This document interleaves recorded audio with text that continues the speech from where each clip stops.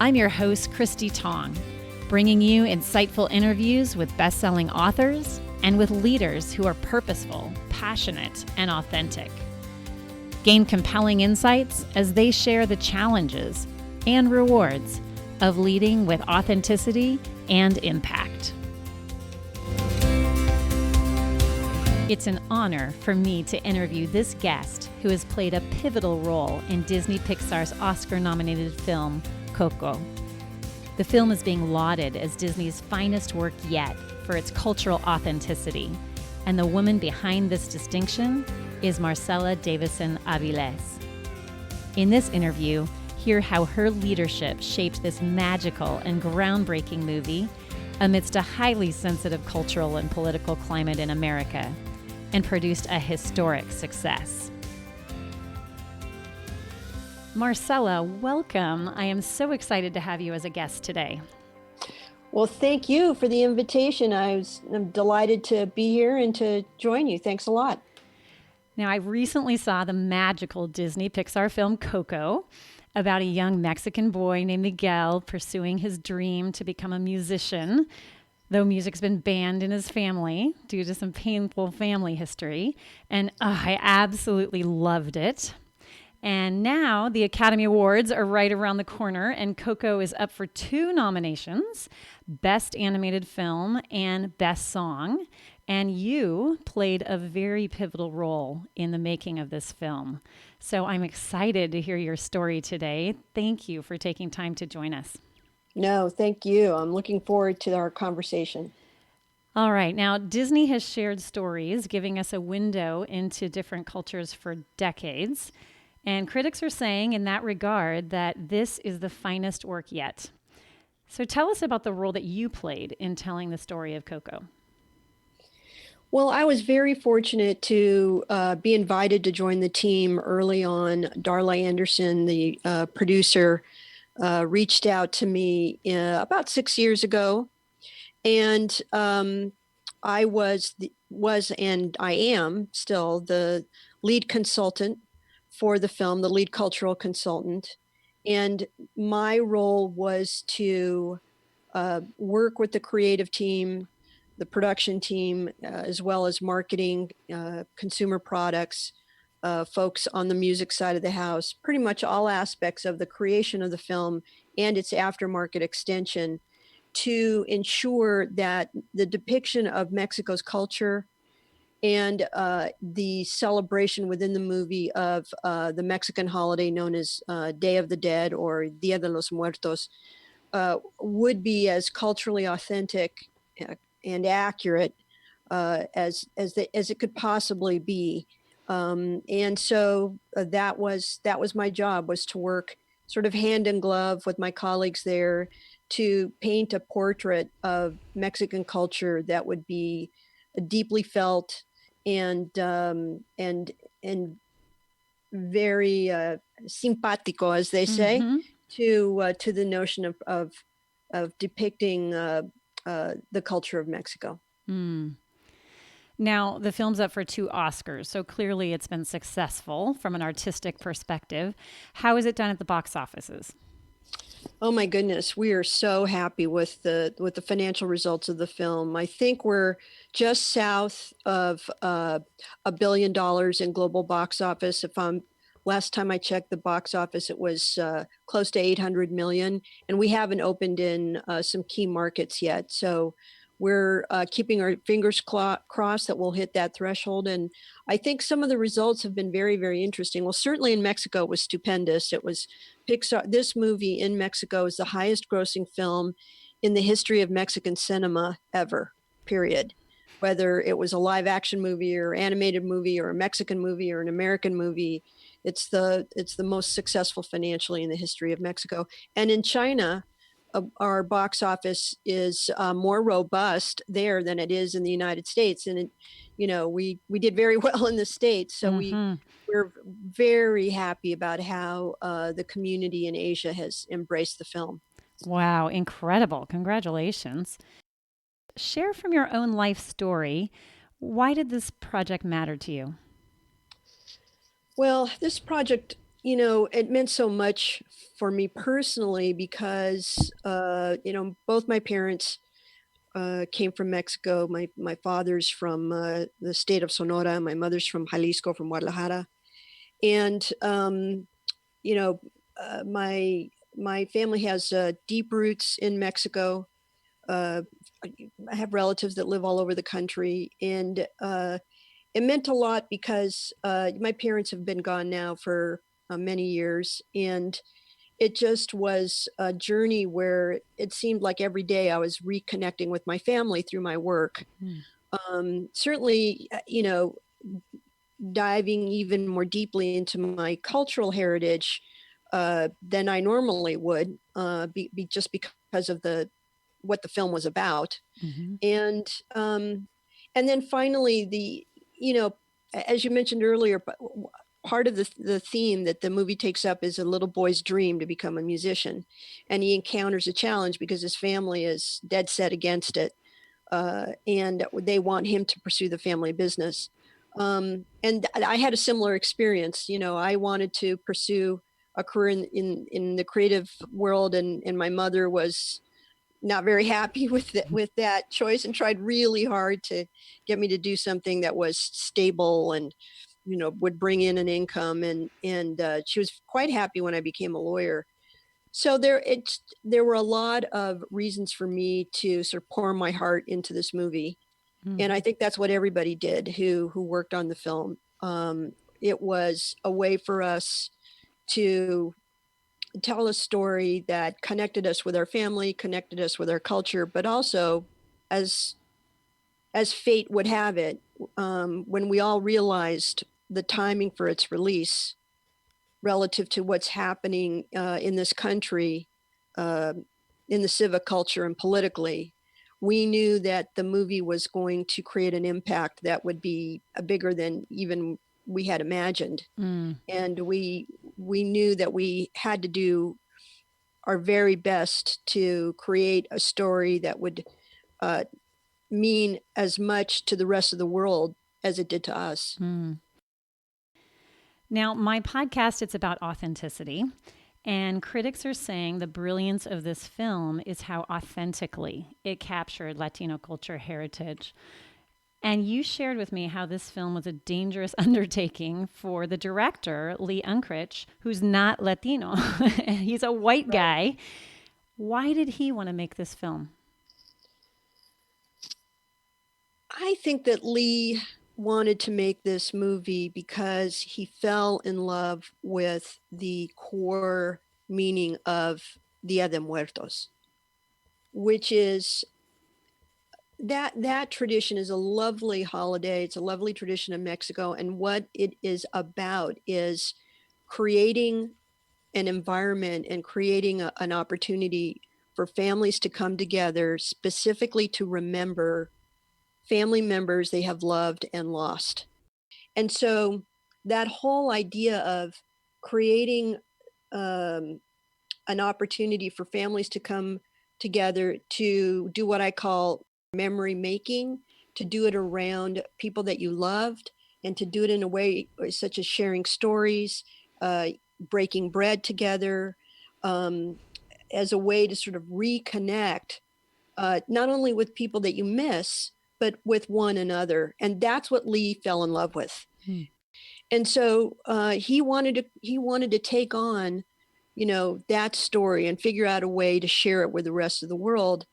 And but being the wonderfully sensitive guy that he is, he was concerned about whether or not he would be the right person to tell the story. And in my conversations with him, especially as he described to me why he wanted to share this story and what caused him to decide to embark on this amazing journey of putting the film together.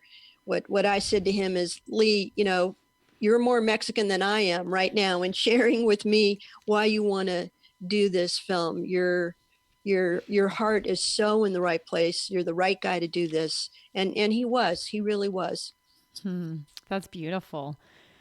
So it's truly incredible that Lee, someone who's not Latino, He directed this film, and yet it's being highly acclaimed for its cultural authenticity. Mhm. And there's been lots of media about the cultural brilliance of Coco, and all the articles I've read attribute it to the fact that for the first time, Disney Pixar hired cultural consultants. And that was you.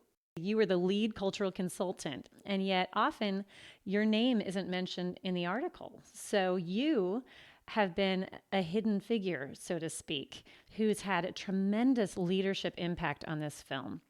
Do you want to say a little bit about your leadership in this film? Well, I feel that one of the reasons I'm very grateful to Pixar and to Lee and to Darla is because it did give me an opportunity to step into leadership, to be working side by side with Lee and with Darla behind the scenes as someone they trusted to help them understand Mexico's culture, to help them understand the why people feel a certain way about our heritage.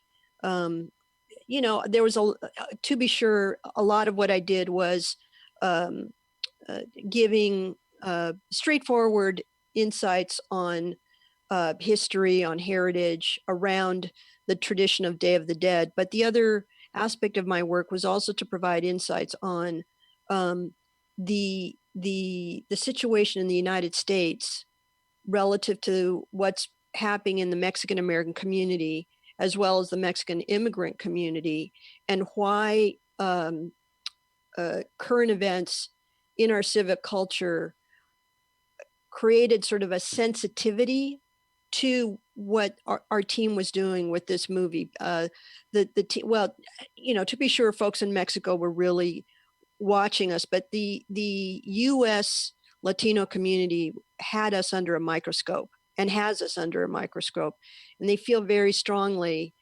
that if someone uh, purports to tell a story about their heritage, what's really happening is that they're telling a story about their identity, Mm. and that if they're going to do that, they need to do it right. Hmm. You just articulate that so beautifully about the connection between heritage and identity. That was really, really well said. Now, share with us some of the favorite ways that your influence was able to shape the film itself. Well, one of my favorite stories is how the character of Abuela changed a little bit. She's the grandmother in the movie, and she's the character. She's very sort of fierce in a loving way. She's the person who's really enforces the rule, the no music, rule in the family. And um, there's a scene where she discovers that the hero, our young hero Miguel, has set off to go, hang out with a mariachi in the local in the town square, and she's not very happy about it. And in the original version, she confronts Miguel with a wooden spoon in her hand. But we urged Lee to change that. And specifically, we said, she's a Mexican grandmother, and you want to make her really Mexican, that she's going to pull off her slipper. In Spanish, it's referred to as a chancla. She's going to take that chancla and she's going to like flip it over to him to kind of bonk him on the head to get him to mind. And so they changed the scene, and people really picked up on it. I would have to say that's one scene that the media and the press highlight as an example of the cultural authenticity of the movie. Mm. It's a funny scene, and we had a lot of fun suggesting it, and we were really glad that they put it in. Yes, it is a priceless scene. Well, as a testament to the authenticity of the film, hear the description from my associate producer for this episode, Nicole Lopez Conti, who's a Latina. This is what she says about how the film impacted her. She said, Disney has told countless amazing and magical stories, but this feels different. It feels like someone looked into the Latino soul and made a movie of all that we Latinos are most proud of. Mama Coco, she said, the lines of her face, her worn skin, and her beautiful whiskers, they are distinctly my grandmother's. The sight of them wells up deep memories, and my body is flooded with my love for her. The care that the artist put into creating these, it honors her. Wow. Yeah. What responses have you heard from people about how the film impacted them personally? It's been very similar. I mean, we've been so gratified and overwhelmed by how deeply felt people are, deeply felt and emotional and just so appreciative that the film, not only presents a very celebratory a story about a Mexican family, but that it painted a portrait of the Mexican people that is just so loving um, and you know folks have been feeling a bit downtrodden Mm-hmm. these days for lots of reasons and having to do with the political climate. So that when this movie came out and you saw this portrayal of this beautiful ancient woman who everyone loves so much, everybody connected with it. And I mean, families, there were some families that saw the movie, 3, 4, 5 times in the same weekend, and they took, all of their family members. I saw photos of families, Latino families going to see this movie where there's like 15, 20 people in the photo, and so it's just been it's been amazing. It Mm. really has, and that description is really gosh. And there's been plenty of times that I've cried about this movie, watching it and thinking about it, and now I did it again. So that was very special. Mm. Well, the film, it really resonated for me as well. And for our two kids, Shayla and Trevor, we chose a Spanish immersion program for their schooling. And for 9 years, our family was a part of a very special Latino community. And we've been part of Dia de los Muertos celebrations and potlucks, but pozole and tamales and baile folklorico dance troops. And so this film is like a coming home for me as well. And what is so special about the film is that it depicted a culture that is so beautiful, but that doesn't always get recognized as such. And that was really powerful. That's we worked so hard to tell a story that we felt everyone could connect with, um and I it's that has been amazing to see that and to see the reaction of people and to see that especially folks who are not Mexican or not Latino to really connect with the story's message and to see how it's been so well received in China and in Europe and in other parts of the world. But I think the the fact that it tells a story that's very universal, Mm-hmm. which is about the need for family to stay connected to one another. Hmm. Now, my podcast is called Leaders Get Real. And I imagine that there were times along the way where you had to get real or you had to have some maybe tough conversations. And I think one of those you had shared with me was this music piece that, it sounds like you had this phenomenal, these Hollywood renowned composers, all this like top notch talent. And yet, wasn't there a moment when you had to say, wait, you're not capturing it?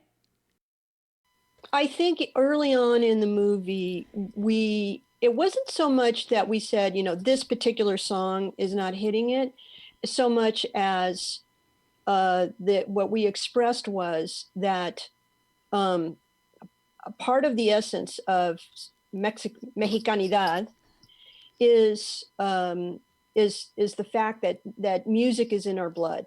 Mm.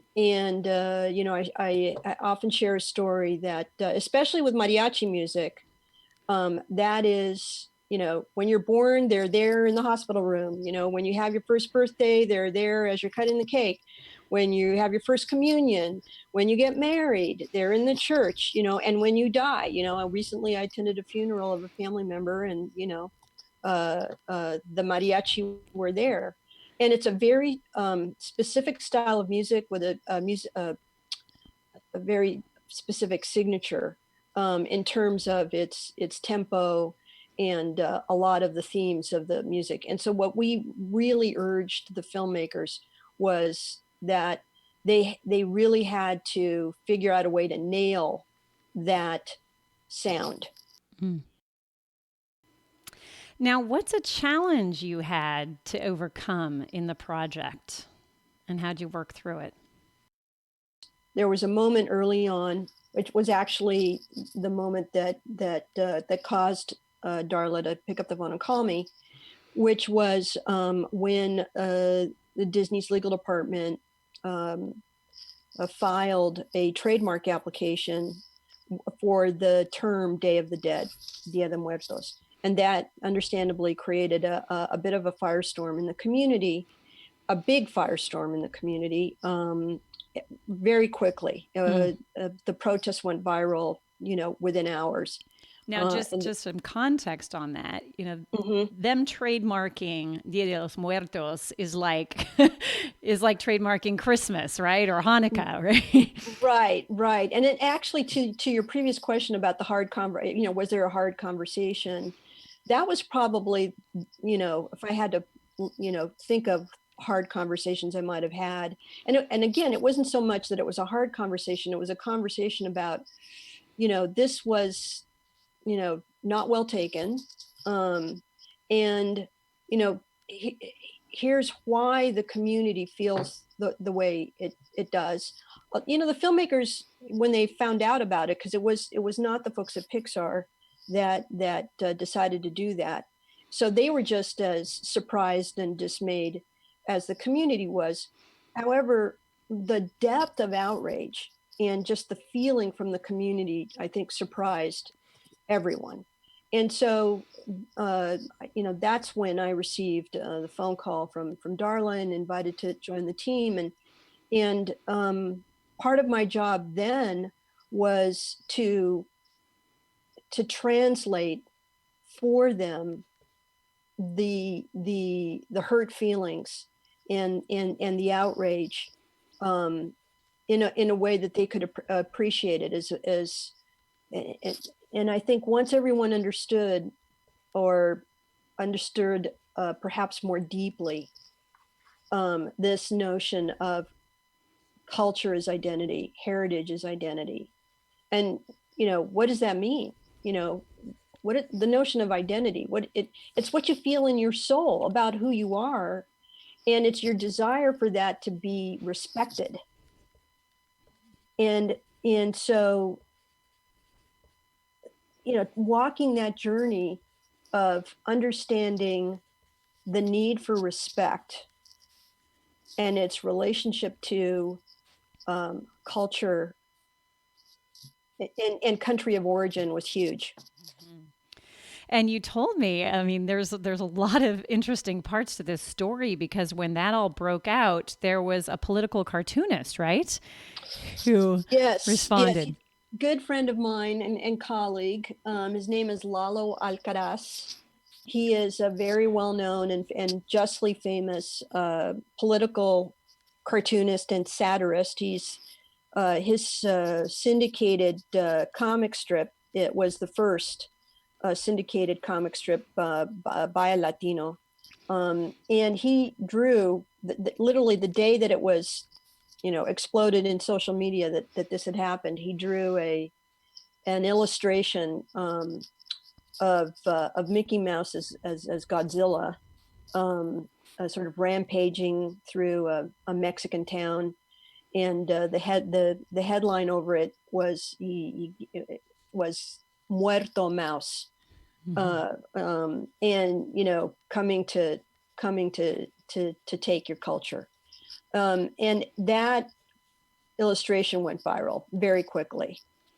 So it was an instant demonstration to the folks at Disney and Pixar that the power dynamic in the business in terms of storytelling and who gets to control it and who gets to tell it and who gets to own it has changed. And social media and the internet is the reason why that's changed.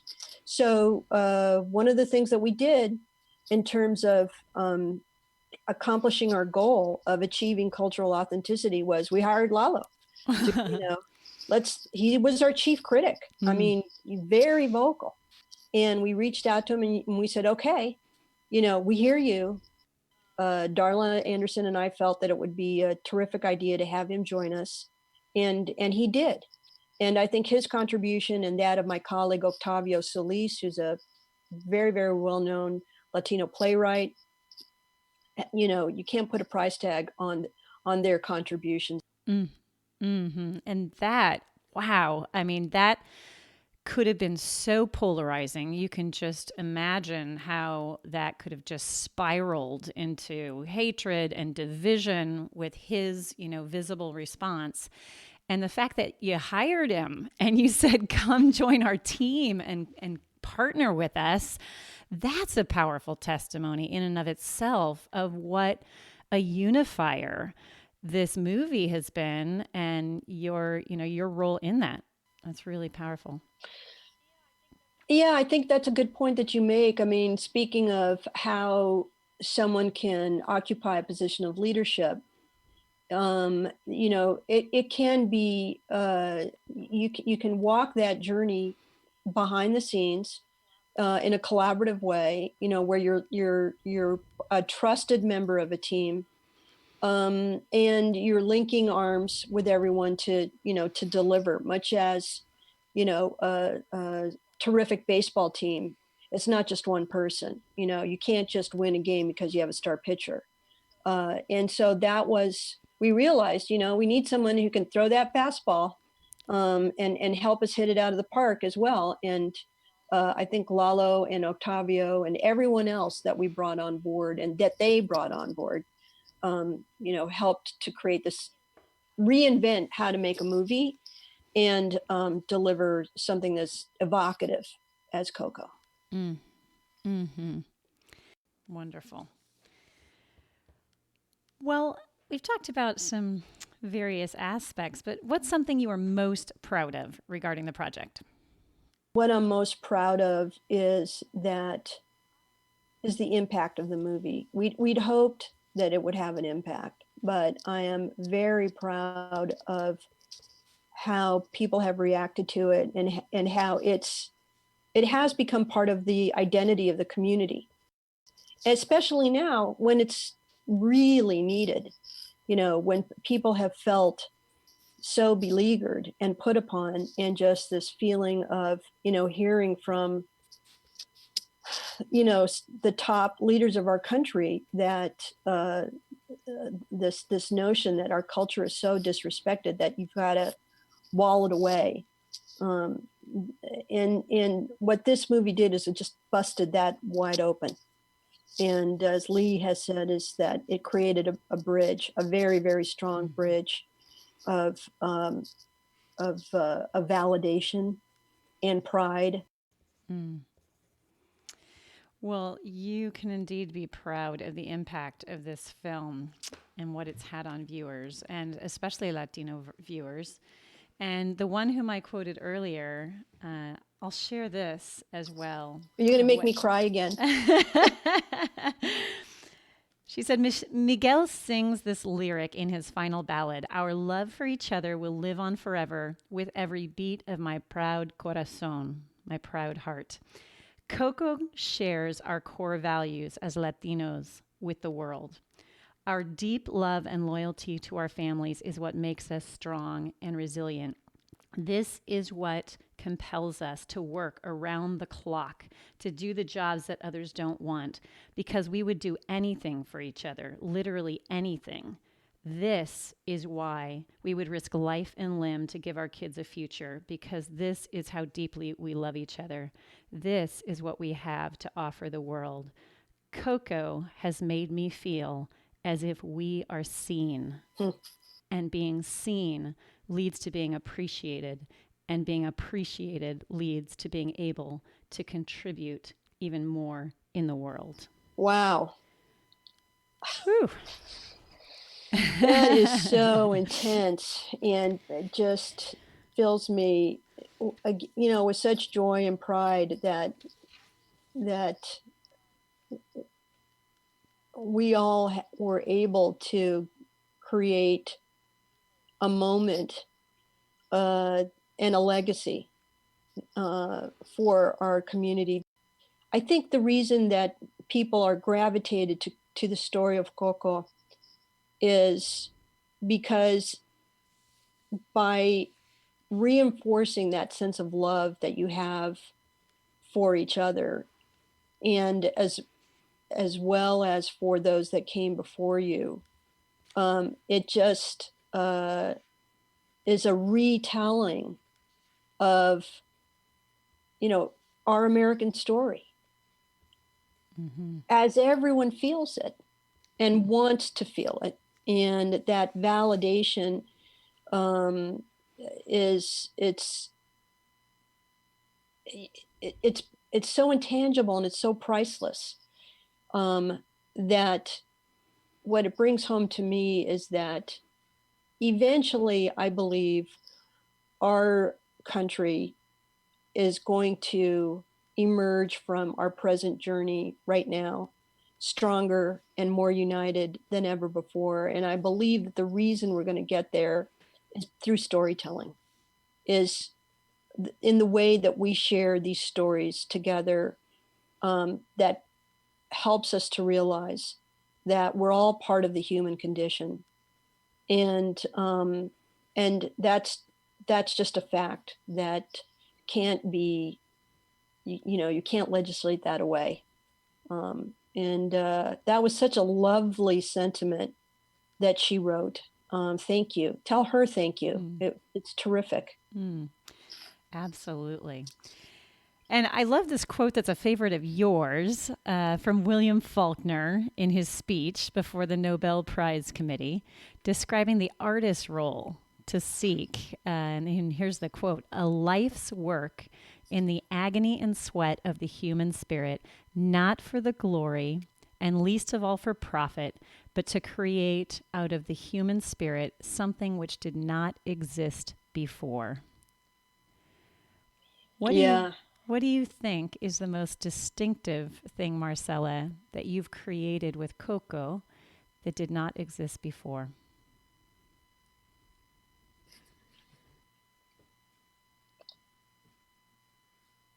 A strong, foundational, irrevocable sense of place for Mexicans, Mexican Americans, and Latinos in our civic culture. That's not to say that our community has not felt that we're not part of the civic culture, and we've been part of the social justice movement and the civil rights movement, for generations. But I think that what this movie did was, in its own way, in a very powerful way, was to help us remind ourselves and help the large community and the country remember that we are part of the fabric of this society. We always have been. And we provide some very bright colors in that fabric, and also very strong threads. And, as Lincoln said, a country divided against itself can't stand, can't survive. And I think what this movie did in a way that was needed and hadn't been done in a really long time, and certainly in the history of Hollywood had never been done, was to announce that this tapestry is on the table. This tapestry is on our American table. It has always invited us to come together and join hands, and as a result, people have done that and feel stronger for it. So I actually think, I don't know if this is overreach. I don't think it is. I think strong storytelling does this. When you read something like the Gettysburg Address, or you hear Winston Churchill in his famous speech about we shall, stand on the beaches, a storytelling for the ages lifts up a people and helps them to continue to fight for what they believe in. And that's what this movie did. Wow. And as I hear you speak, you are a Mexican American who deeply cherishes your Mexican culture.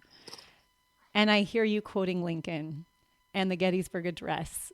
And I see that you are an American who deeply cherishes your American culture. And we can do both. We can do both. And I think that that's just powerful, the example that you are of that, and that so many are of that. And yet we may sometimes see it as either or. Well, my goodness. Yeah, to be Mexican is to be American. To be American is to be Mexican. Todos somos humanos, americanos, mexicanos. And we're just part of this piece of dirt that we love so much. And there's no need to be fearful of difference. I love hearing Shenandoah as much as I love hearing mariachi music. And I love reading Eleanor Roosevelt's letters as much as I love, reading the letters of some of the women leaders in Mexico. And I think that, strength comes from understanding that, that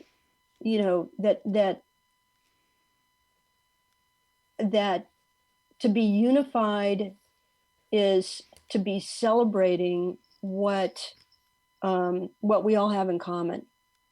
And I think we seem to have forgotten that, if people keep saying we've got to find our common ground, we've got our common ground. We've always had our common ground.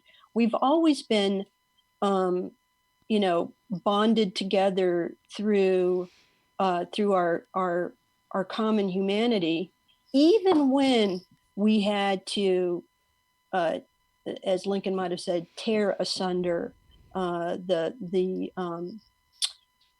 shackles of slavery and the injustices that our folks have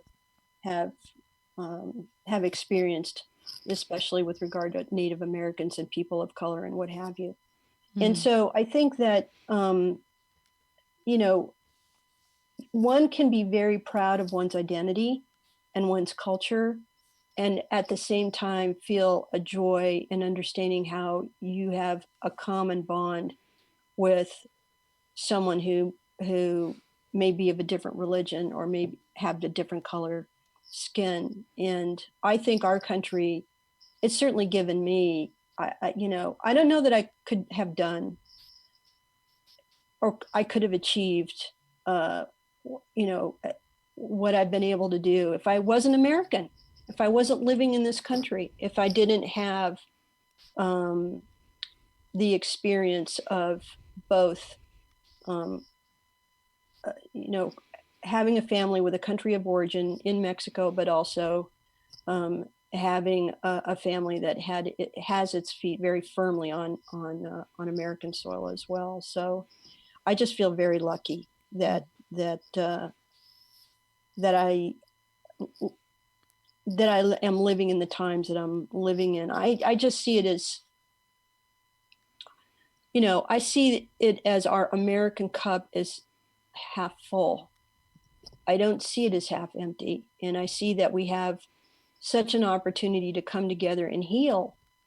And that healing happens every day. It's not anything that's ever over. That it's complete. We're all experiencing renewal every day, especially if we're trying to come together and lift each other up. You said that so well. Todos somos humanos. We are all human. That's right. Well, this has been so fabulous, Marcela. You have so much to be proud of. This film is beautiful and it's groundbreaking in so many ways. So thank you for taking the time to have conversation together today.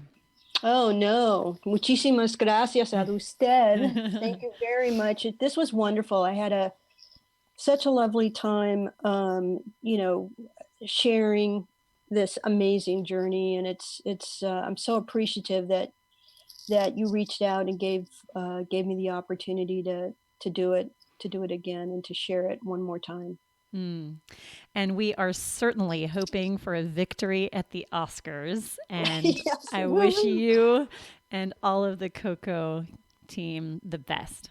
Oh, well, thank you. Thank you. It's an honor to just be part of a film that was nominated, and that'll be an exciting time. We'll keep our fingers crossed and see what happens.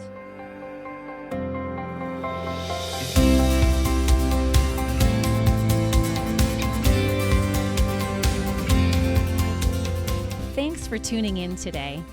Please spread the word by sharing this interview with friends or colleagues.